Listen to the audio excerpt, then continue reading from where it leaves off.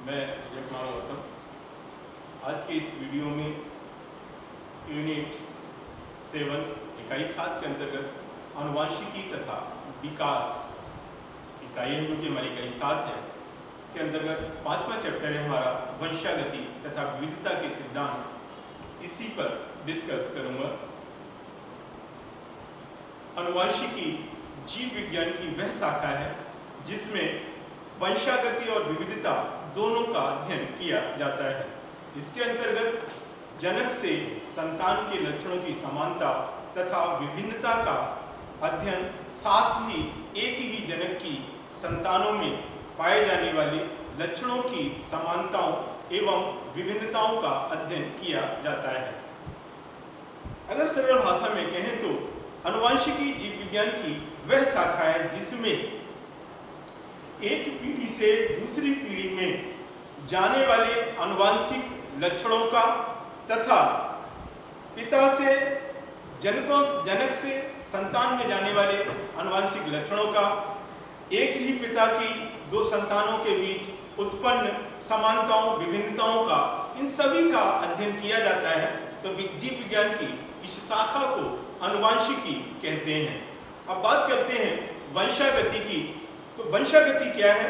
आनुवांशिक लक्षणों का एक पीढ़ी से दूसरी पीढ़ी में जाना, अर्थात पैतृक पीढ़ी से संतानीय पीढ़ी में आनुवांशिक लक्षणों के जाने का जो प्रक्रिया है, इसको हम वंशागति कहते हैं।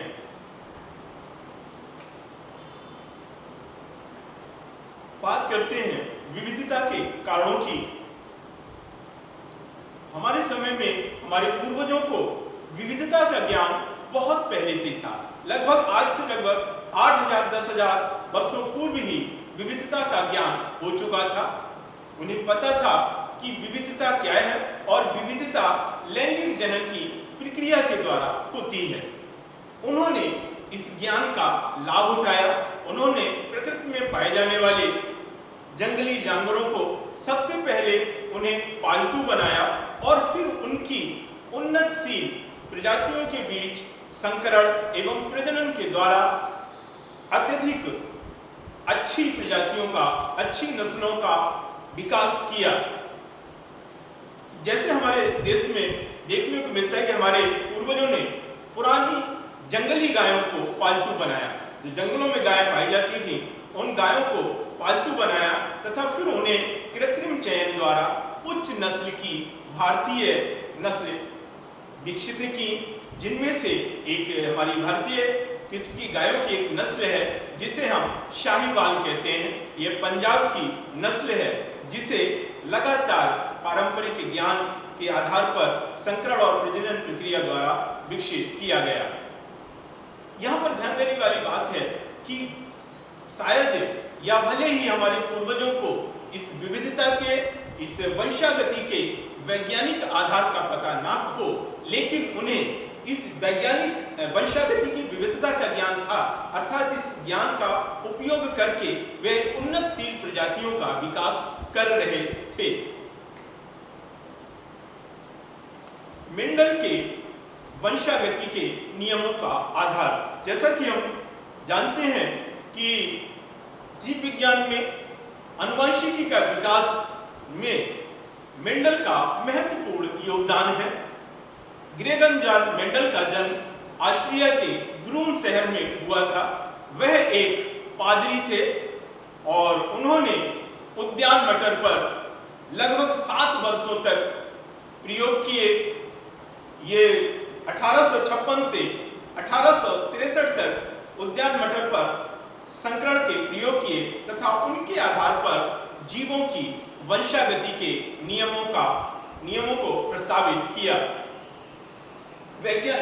अगर देखा जाए तो मेंडल ही सर्वप्रथम वो वैज्ञानिक हैं जिन्होंने जीव विज्ञान में सांख्यिकीय विश्लेषण, गणितीय तर्कशास्त्र आदि का प्रयोग किया और अपने प्रयोगों से प्राप्त निष्कर्षों को, उन आंकड़ों को जो इनके प्रयोग के द्वारा जब इन्होंने सांख्यिकीय विश्लेषण और गणितीय तर्कशास्त्र का प्रयोग किया तो उनके प्रयोगों से प्राप्त निष्कर्ष और अधिक विश्वसनीय और व्यापकता प्रदान हुई और अधिक व्यापक हुए। मेंडल ने अपने प्रयोग के लिए शुद्ध नस्ली मटर के पौधों का चुनाव किया तथा इनमें 7 जोड़ी विपरीत लक्षणों वाले पौधों को लेकर उनके बीच संकरण कराया। अब यहाँ पर हम ध्यान देते हैं कि ये मटर ने जो मेंडल ने मटर के पौधे का चुनाव किया और उन मटर के पौधों में जो 7 जोड़ी विपरीत लक्षणों का चुनाव किया था वो कौन से थे? ये लक्षण थे, पहला था तने की ऊंचाई। अब तने की ऊंचाई के आधार पर उन्होंने 2 प्रकार के पौधों का चयन किया। एक वे पौधे जो कि लंबाई में अधिक थे और दूसरे वे पौधे जो कि लंबाई में कम थे, अर्थात बौने पौधे। इसी तरह से दूसरा पॉइंट था फूल का रंग। उन्होंने मटर की जो 2 प्रकार की किस्मों का चुनाव किया। एक मटर के पौधे वो जिनमें बैंगनी रंग के फूल थे और दूसरे मटर के पौधे वे जिनमें की सफेद रंग के फूल थे। ठीक इसी तरह फूल की स्थिति, अगला पॉइंट जो था, उन्होंने लक्षण लिया मटर के पौधे में तो उन्होंने ये देखा पौधों का चुनाव करते हुए कि फूल उसमें शीर्ष स्थिति पे लग रहे हैं या अक्ष पर विकसित हो रहे हैं। इस तरह से 2 अलग अलग फूलों की स्थिति वाले पौधों के बीच क्रॉस को कराया। इसके बाद अगला था फली का आकार। जब उन्होंने फली के आकार के आधार पर पौधों का चुनाव किया तो उन्होंने 2 प्रकार के पौधे चुने। एक वे पौधे जिनमें फली जो है पूरी फूली हुई होती है, दूसरे वे पौधे जिनमें फली जो है वो बीच में दबी हुई होती है, बीच में दबी हुई होती है। इसी तरह से फली का रंग, उन्होंने 2 तरह की फली का चुनाव किया। एक फली का रंग जिसका हरा हो और दूसरे प्रकार के वे पौधे जिनके फली का रंग पीला हो। इसके अगला था बीज का आकार। यहाँ पर भी उन्होंने 2 तरह के पौधे चुने। एक वे पौधे जिनमें बीज गोल होते हैं और दूसरे वे पौधे जिनमें बनने वाले बीज थोड़े श्रिंक होते हैं, झुर्रीदार होते हैं। इसके बाद अगला जो लक्षण चुना उन्होंने वो बीज का रंग, अर्थात पीले रंग वाले बीज, ऐसी मटर जिसमें पीले रंग के बीज आते हैं और दूसरा ऐसी मटर जिसमें हरे रंग के बीज आते हैं। इस तरह से उन्होंने इन 7 विपरीत लक्षणों वाले मटर के पौधों का चुनाव करके उनके बीच क्रॉस कराया। यहाँ पर इन्हीं 7 लक्षणों को मैं चित्र के माध्यम से प्रदर्शित कर रहा हूँ। पहला है बीज, तो बीज 2 तरह के बीज, ऐसी मटर के चुनाव जिसमें 2 तरह के बीज लगते हैं, गोल बीज अथवा झुर्रीदार बीज। फिर बीज का रंग पीला अथवा हरा। अगला है उस पर लगने वाले फूल का रंग, बैंगनी अथवा सफेद। फिर उसमें लगने वाली फली, और फली में 2 चीज, पहला फली की शेप या आकार, दूसरा फली का रंग। तो फली की शेप एकदम फूली हुई है अथवा फली जो है वो झुर्रीदार है। इसी प्रकार फली का रंग की फली जो है हरी है अथवा पीली है।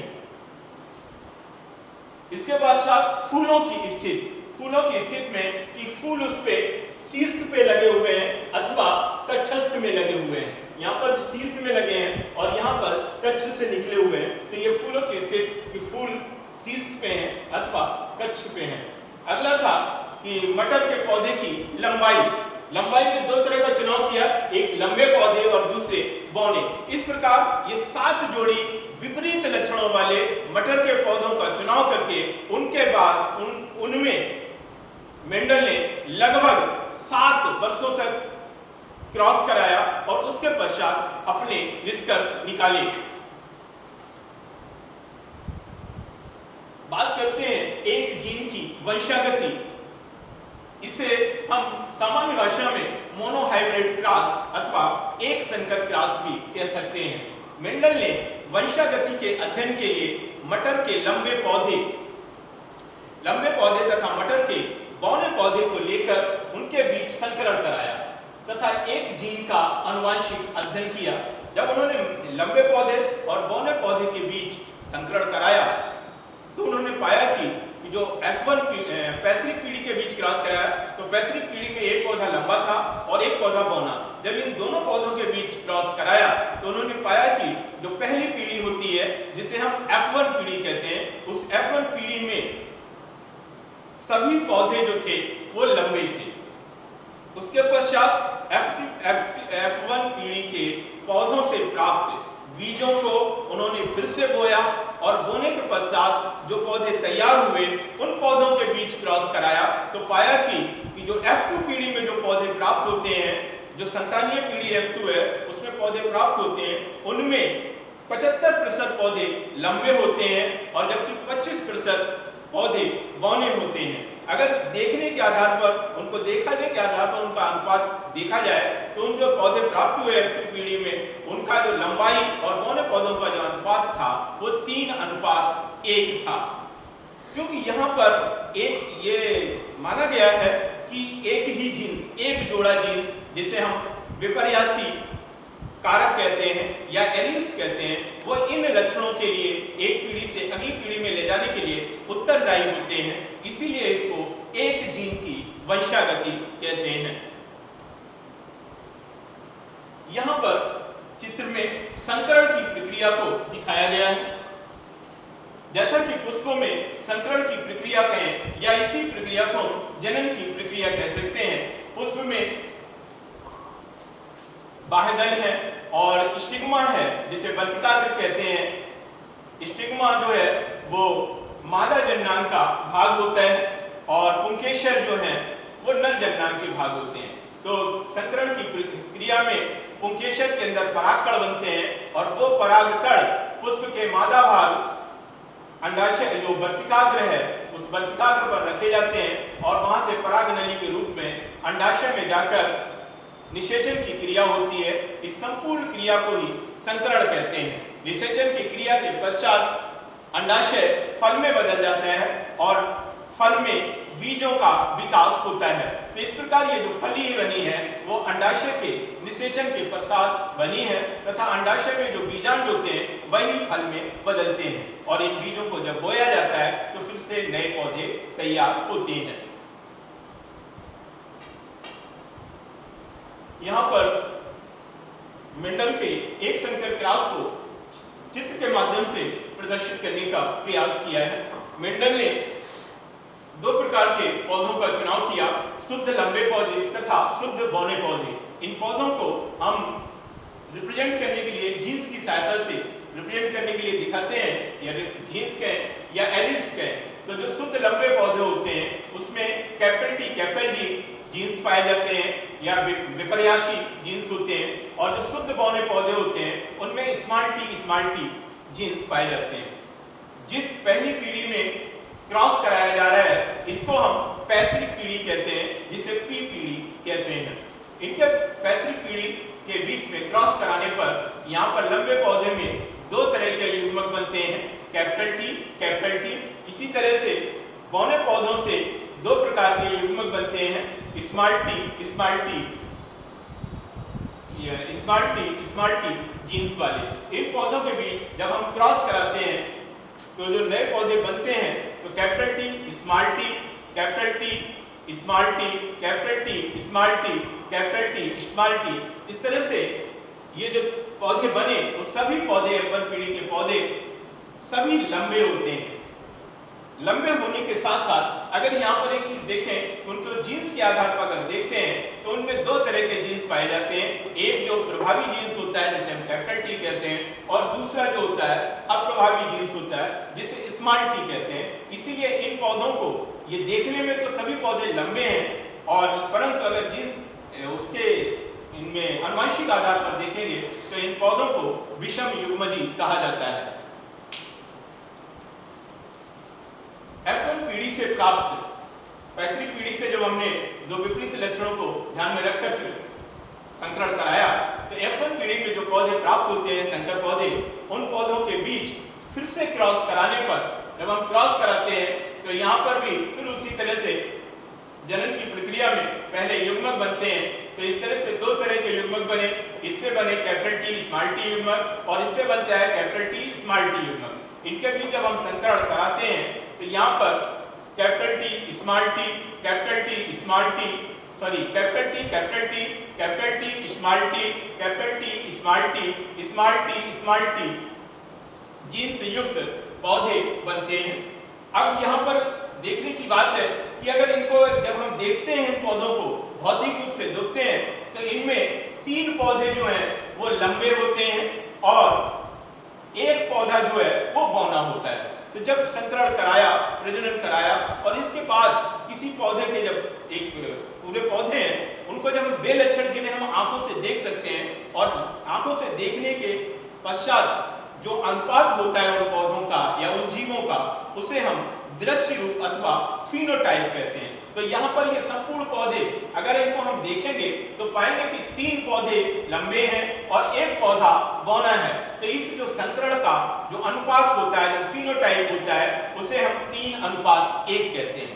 लेकिन जब इन्हीं पौधों को इनके आनुवंशिक आधार पर अर्थात जीन्स के आधार पर देखते हैं तो हम क्या पाते हैं कि एक पौधे में कैपिटल टी जीन्स है, 2 पौधों में capital T small T genes है, जबकि एक पौधे में स्मॉल टी जीन्स है। इसे दूसरी भाषा में कह सकते हैं कि 25% पौधों में कैपिटल टी जीन्स है, 50% पौधों में capital T small T genes है और 25% पौधों में स्मॉल टी जीन्स है। तो जीन्स के आधार पर इन पौधों को 3 वर्गों में, 3 समूहों में बांटा जा सकता है। तो इसी को ही जीन रूप अथवा जीनोटाइप कहते हैं। एक संकर क्रॉस के लिए फिनोटाइप 3:1 होता है, जबकि जीनोटाइप अर्थात उन पौधों को जीन्स के आधार पर बांटे तो यह अनुपात 1:2:1 होता है। बात करते हैं युग्म विकल्पी की या एलील की।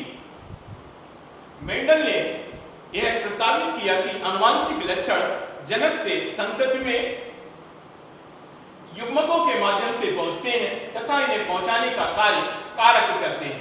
इन्हीं कारकों के विपरीत लक्षण के जोड़े को एलील कहा जाता है। वर्तमान समय में एलील को जीन्स कहते हैं। मेंडल को यह तो पता था कि जो वंशागति के जो लक्षण हैं, आनुवंशिक लक्षण हैं, वो युग्मकों की सहायता से एक पीढ़ी से दूसरी पीढ़ी में जाते हैं अर्थात पैतृक पीढ़ी से संतानीय पीढ़ी में जाते हैं। परंतु उन्हें यह नहीं मालूम था, स्पष्टता उस समय तो खोज भी नहीं हुई थी कि युग्मकों में इन लक्षणों को एक पीढ़ी से दूसरी पीढ़ी में कौन लेकर जाता है। तो उस समय उन्होंने इन एजेंट को, इन कारक को कारक नाम दिया। उन्होंने बताया कि युग्मकों की सहायता से कारक ही आनुवंशिक लक्षणों को एक पीढ़ी से दूसरी पीढ़ी में ले जाते हैं। इन्हीं कारकों को मेंडल ने एलील्स का, परंतु बाद में जब जीन्स की खोज हो गई, डीएनए की खोज हो गई, तो ये प्रमाणित हो गया कि जीन्स ही आनुवंशिक लक्षणों को पैतृक पीढ़ी से संतानी पीढ़ी में ले जाने का कार्य करते हैं। इन्हीं जीन्स को ही एलील्स कहते हैं।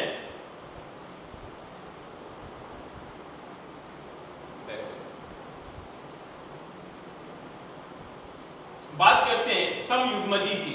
यदि हम किसी पौधे अथवा जीव के जीन्स को देखते हैं, अगर उसके जीन्स को देखें तो यदि उस पौधे अथवा जीन्स में जो जीन्स की एक जोड़ी पाए जाते हैं, जो विपर्यासी युग्म विकल्पी जीन्स हैं, अगर वो दोनों जीन्स एक जैसे हैं, एक समान है अर्थात प्रभावी लक्षण वाले हैं या अप्रभावी लक्षण वाले हैं, तो ऐसे पौधे अथवा जीव को हम समयुग्मजीव कहते हैं। ऐसे पौधों में कैपिटल टी अथवा स्मॉल टी जीन्स पाए जाते हैं। ये जो कैपिटल टी अथवा स्मॉल टी कहते हैं या बोलते हैं, इन्हें प्रभावी लक्षणों वाले जीन्स तथा अप्रभावी लक्षणों वाले जीन्स को संकेताक्षरों से प्रदर्शित करने का प्रयास है या संकेताक्षरों की सहायता से प्रदर्शित किया जाता है। बात करते हैं विषम युग्मजीव की। तो इसी तरह से संकरण एवं प्रजनन क्रिया से उत्पन्न पौधे अथवा जंतु जिनमें पाए जाने वाले जीन्स 2 प्रकार के होते हैं, अर्थात उनमें एक जीन्स प्रभावी होता है, लक्षण वाला होता है, तथा दूसरा जीन्स अप्रभावी लक्षण के लिए उत्तरदायी होता है। तो इस प्रकार के जीव अथवा पौधे को विषम युग्मजीव कहते हैं। बात करते हैं दृश्य रूप अनुपात अर्थात जीनोटाइप तथा जीन रूप अनुपात फिनोटाइप। जैसा कि मैं भी इससे पूर्व ही डिस्कस कर चुका हूं कि संकरण एवं प्रजनन से प्राप्त संतानों में दिखाई देने वाले विपरीत लक्षण के आधार पर विभेदीकरण करने के पश्चात प्राप्त संख्या के अनुपात को दृश्य रूप अनुपात कहते हैं। अर्थात संतान पीढ़ी में जो पौधे अथवा जो जंतु उत्पन्न हुए हैं और उन पौधों में को आंखों से देखकर उनमें उपस्थित लक्षणों के आधार पर उनके अलग अलग समूहों में उन्हें बांटा जा सके, विभेदीकरण किया जा सके और उस संख्या को जब हम अनुपात के रूप में प्रदर्शित करते हैं तो इसे हम दृश्य रूप अथवा फिनोटाइप कहते हैं। ठीक इसके दूसरी कंडीशन में यदि संतानीय पीढ़ियों के पौधों को उनमें पाए जाने वाले जीन्स के आधार पर उन्हें अलग अलग समूहों में व्यवस्थित करते हैं, तब जो पौधों के जो समूह बनते हैं उनकी जो संख्या आती है उस अनुपात को हम जीन रूप अथवा जीनोटाइप कहते हैं।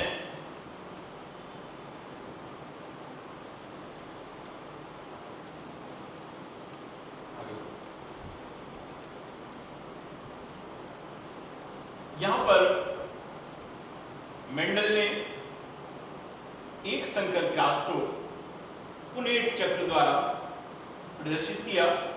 तो मेंडल के इस एक संकर क्रॉस को पुनेट चक्र द्वारा प्रदर्शित करने की विधि को मैं समझाना चाहूंगा। यहां पर ठीक वैसे ही जैसे अभी मैंने रिप्रेजेंट किया, मेंडल ने एक जोड़ी विपरीत लक्षण को चुना, अर्थात एक जोड़ी जो विपरीत लक्षण था उसमें एक पौधा लंबा था और एक पौधा बौना था। तो ये लंबा पौधा है और ये बौना पौधा है। साथ ही लंबे पौधे के लिए जो उत्तरदायी जीन्स होते हैं वो कैपिटल टी तथा बौने पौधे के लिए उत्तरदायी जीन्स हैं स्मॉल टी।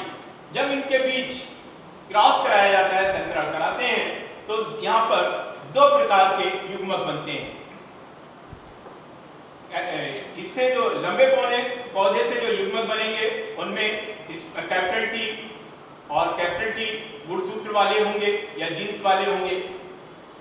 ठीक इससे बौने पौधे से जो युग्मक बनेंगे वो स्मॉल टी जीन्स वाले होंगे। इसके बाद इनके बीच जब हम क्रॉस कराते हैं तो इस कैपिटल टी को एक कैपिटल टी इस कैपिटल टी के साथ मिलेगा तो ये पौधा बनेगा कैपिटल टी स्मॉल टी।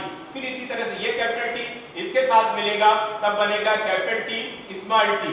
इसी तरह से अब इस वाले को जब हम इन दोनों के साथ क्रॉस कराएंगे तो कैपिटल टी ये बनेगा कैपिटल टी और स्मॉल टी ये मिलकर बनेगा कैपिटल टी स्मॉल टी। फिर यहाँ से इस कैपिटल टी को इसके साथ क्रॉस कराएंगे तो ये बनेगा कैपिटल टी स्मॉल टी। इस तरह से इसको जब हम चौकोर के स्क्वायर के रूप में दिखाते हैं तो इस स्क्वायर को पुनेट का स्क्वायर कहते हैं।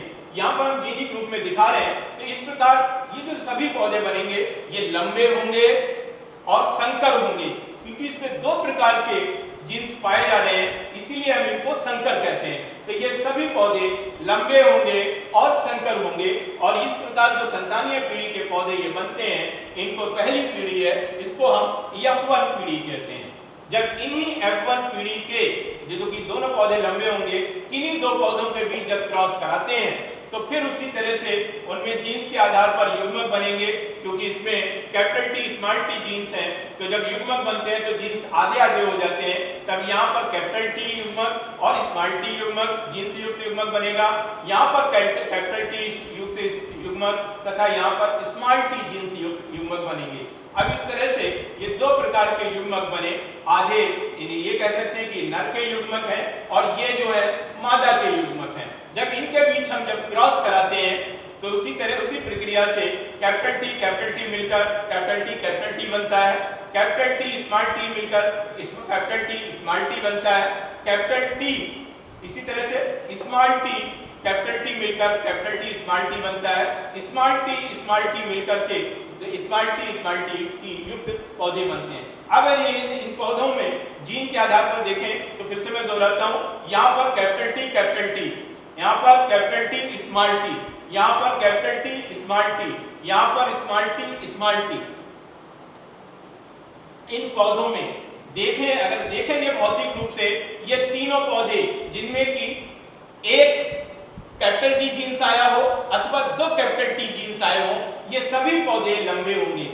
या कहें कि इसमें जो कैपिटल टी जीन्स है वो प्रभावी लक्षण को प्रदर्शित करता है। लेकिन वह पौधा जिसमें कैपिटल टी जीन्स नहीं आया, अर्थात प्रभावी लक्षण वाला जीन्स नहीं आया, वो पौधा उसमें अप्रभावी लक्षण वाले जीन्स आए हैं, स्मॉल टी, तो ये पौधा बौना होगा। तो इस प्रकार देखने के आधार पर जो हम अनुपात कहते हैं, जिसे हम दृश्य रूप अनुपात जीनोटाइप कहते हैं, तो देखने के आधार पर इन 4 पौधों में से 3 पौधे लंबे होंगे, एक पौधा बौना होगा। तो इसको जो देखने के आधार पर अनुपात होता है, जिसे हम जीनोटाइप कहते हैं, वो हमारा होगा 3:1। जबकि अगर जीन्स के आधार पर इन पौधों को हम विभेदित करेंगे तो एक पौधे में कैपिटल टी जीन्स है, 2 पौधों में capital T small T genes है, जबकि एक पौधे में स्मॉल टी जीन्स है। तो जीन्स के आधार पर जब विभाजित करेंगे तो इनमें जो जीन्स होंगे 1:2:1 आएगा। इसी अनुपात को जीनोटाइप अथवा जीन रूप कहते हैं। यहां पर मैं टेस्ट क्रॉस और बैक क्रॉस को भी डिस्कस करना चाहूंगा। जैसा कि यहां पर क्रॉस कराया गया है, जब हम पैतृक संतानीय पीढ़ी के, ये जो F1 पीढ़ी है या F2 पीढ़ी है, कोई भी पीढ़ी हो, संतानीय पीढ़ी के पौधों का क्रॉस जब पैतृक पीढ़ी के पौधों से कराते हैं, तब उस क्रॉस को बैक क्रॉस कहते हैं।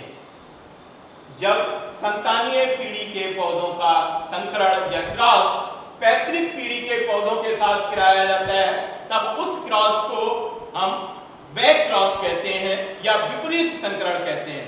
इसके विपरीत दूसरी कंडीशन में, यदि संतानीय पीढ़ी के पौधे का क्रॉस पैतृक पीढ़ी के अप्रभावी लक्षण वाले पौधे के साथ कराया जाता है, तब इस संकरण को टेस्ट क्रॉस अथवा परीक्षण संकरण कहते हैं। Thank you.